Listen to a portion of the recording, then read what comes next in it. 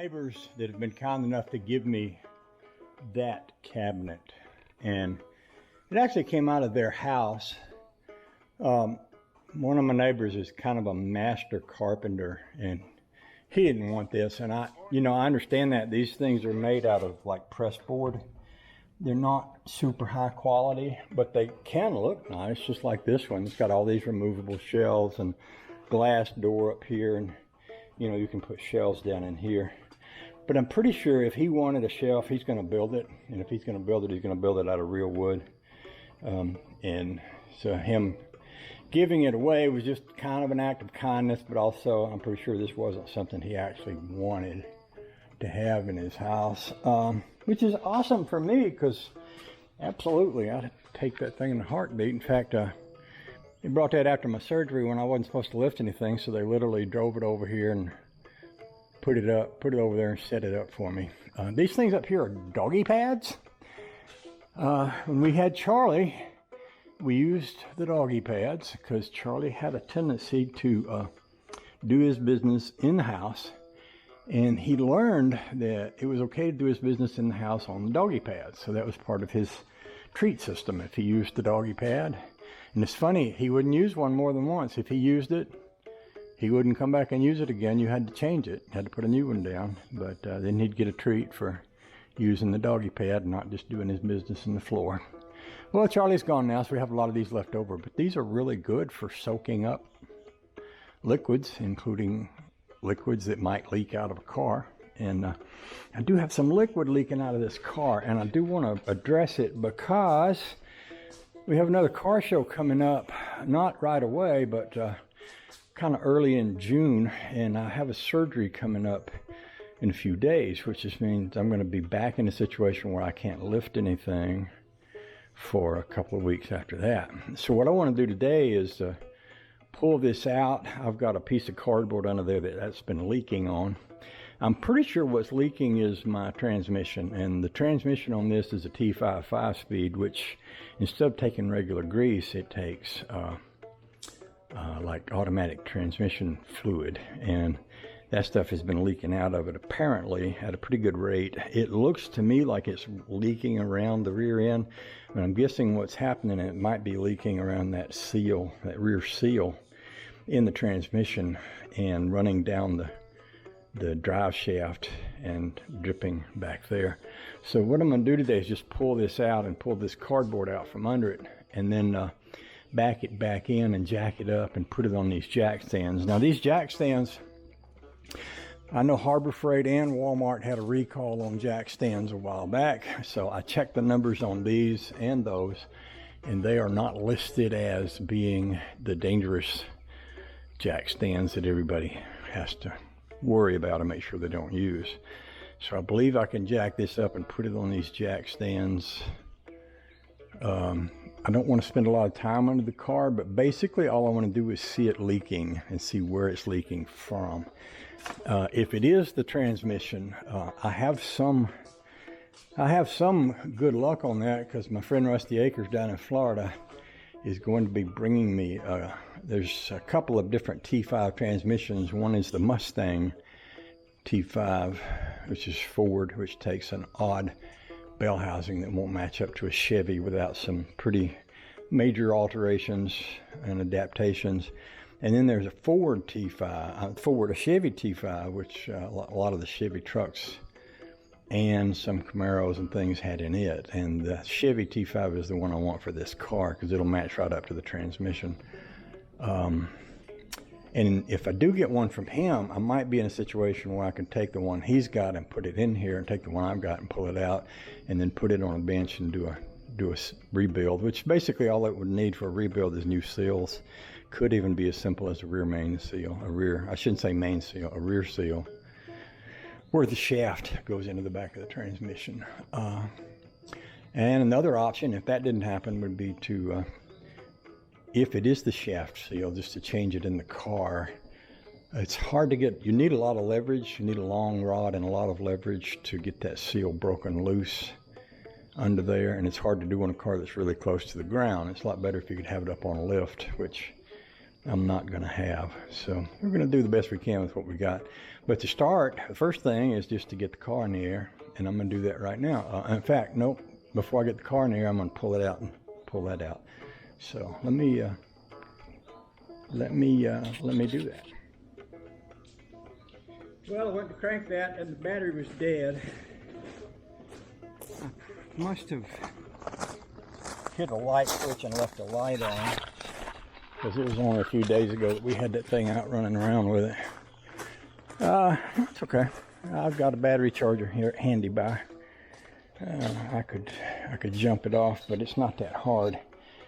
I built this car so that I could gain access to the battery by lifting this up. This car has a wooden floor.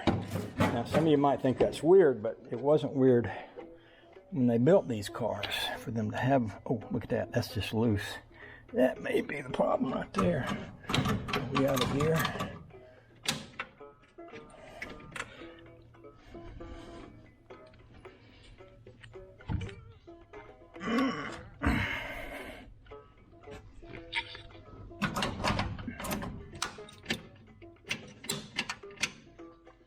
Okay, it could be, well, I don't know what happened, but I get my battery. I got pretty good battery chargers down here. My best one is it back here, or is it up at the house?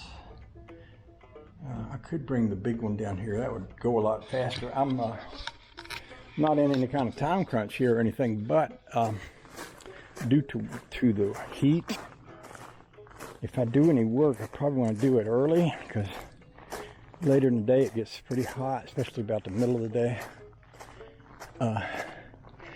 So my big charger would fire that baby up pretty quick. Let me see where it's at, rather than wait on that little charger, which would also do it, but it would take longer. So there's my big charger right there. The mighty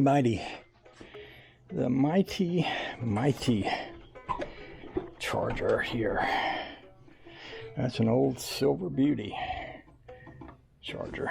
20 amps DC. 6, 8, and 12 volts. Ooh, heavy as a training car. I haven't really wired this building, but I do have basically got 30 amp camper cord run down here and split off into a 110 line right there, that I should be able to hook this to. Oh, the joy.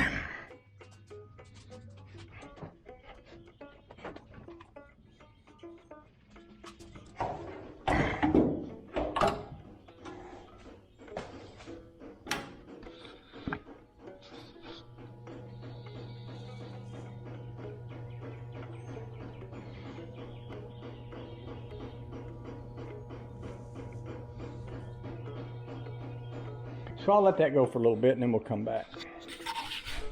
Oh, here's what, okay, here's what, and maybe I should address this too. So that's what ran my battery down. These are brake lights. What I noticed the other day is the brake pedal wasn't returning. And it could be, you see down there, how this floor mat is stuffed up under that brake pedal. That could be what's kept it from returning all the way. See, that's off now. So that's the reason for my battery drain. And that's something I need to look at, is that brake pedal. Make sure that it's returning all the way, just for future reference. Okay then, so we can walk away from this for a minute or two and I'll be back. So this is charged good. So I'm going to go ahead and disconnect it and crank the thing and move it like I was talking about before.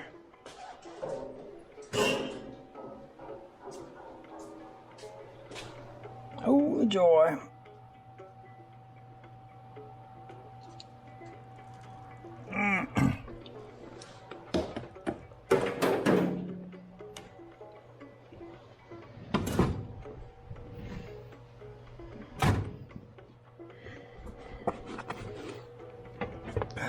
Also move this. This might have been something that was getting in the way of the brake pedal.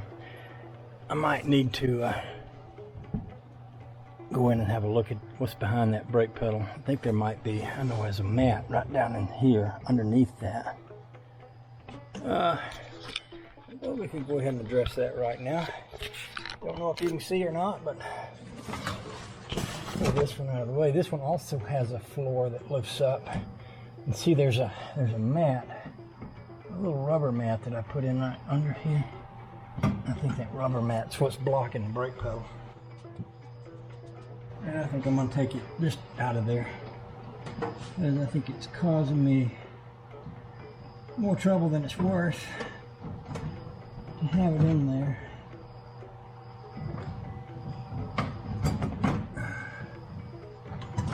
I'll just leave it out for now. Leave it out, leave it off. I guess I can put this charger away too. Put that in my new cabinet, I guess. It'll be here ready. Be here ready when I want it. Get a little breeze here. So I can put this here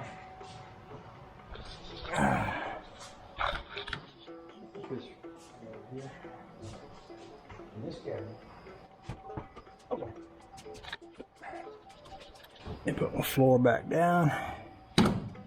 See, with that not in there, I got a little air hole back in there.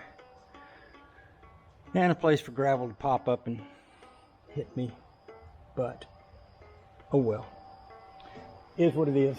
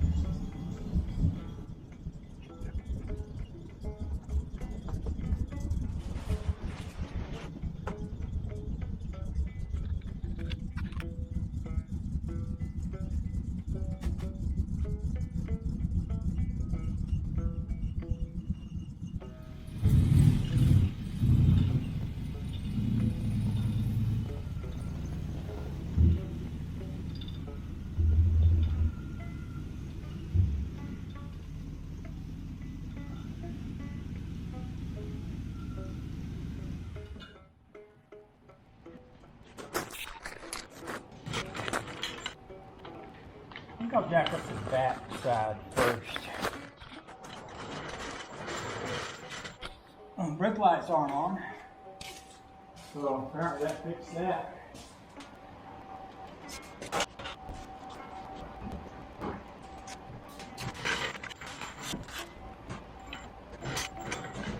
You know, I can tell without even jacking that up.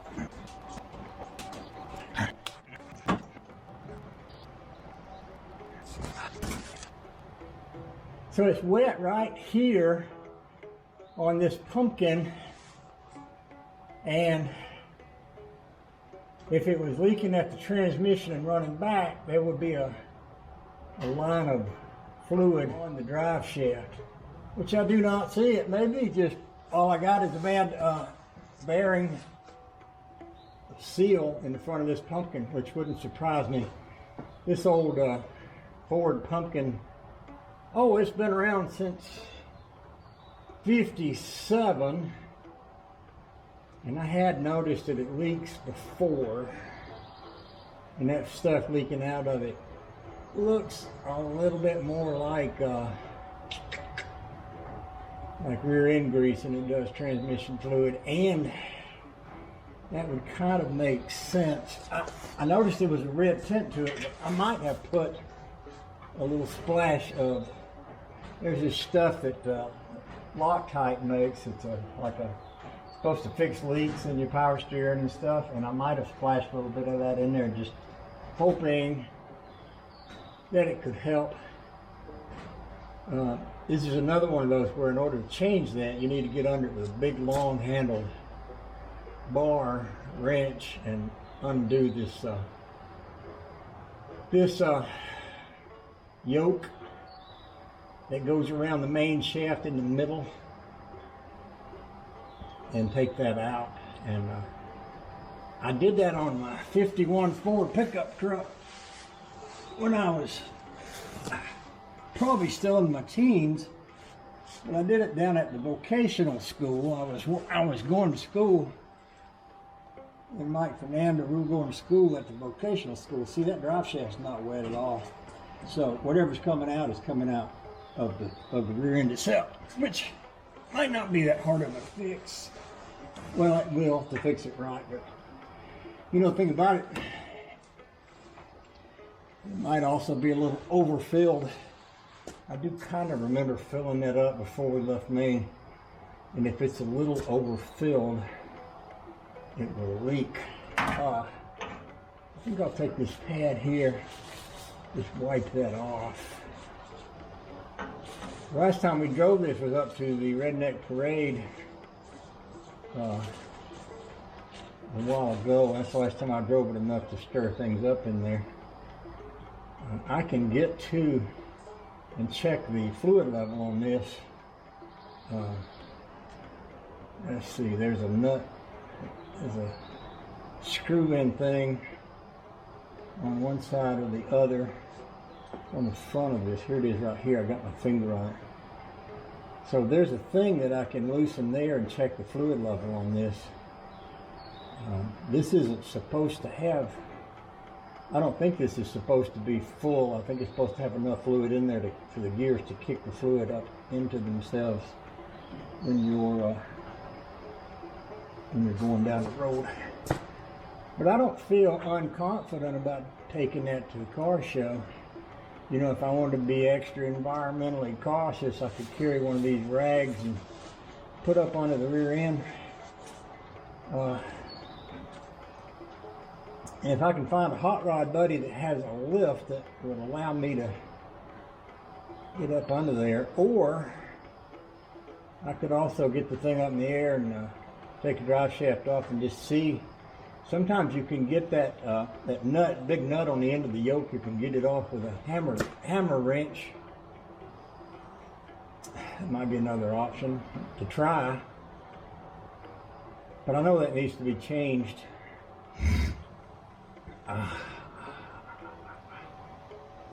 But I don't think there's anything that's going to hurt if I drive that up to the car show, which is what I'm shooting for. The car show that's coming up is going to be in the evening. It starts at 6 p.m. Now down here in Georgia, where it gets hot in the middle of the day and it kind of cools off in the morning and in the evening, I'm pretty sure they probably scheduled it then specifically so that a lot of guys who's got hot rods that don't have air conditioning can come to the show in the evening and drive home at night when it's a little cooler. It's a 6 p.m. to 9 p.m. show. Which gets us back to, when we're talking about air conditioning, that gets us back to this car. I want to air condition this car. And the first thing I need to do is take the heater out that me and Bill put in it and get some measurements. I also wanted them to come put my swimming pool in before I do that, because that's going to be costly, and I wanted to make sure I had the swimming pool paid for before I started spending money on buying an air conditioner. So that is also on my list of things to do. One thing I might do today is I wanted to put a trolling motor on it and ride around on it a little bit, and it might still be early enough and cool enough for me to do that. In fact, going down to the lake might be a perfect thing. Take my bathing suit and maybe swim while I'm down there. Yeah, might do that. I don't know how many of you seen this right here, but it's truth. It's truth. You know, this looks like comedy. My other car is a Prius. But in reality, as y'all know, my other car really is a Prius. How about that? Oh, the joy. Nothing like diversity. Diversity is the spice of life. That's what somebody told me one time. I found that to be true.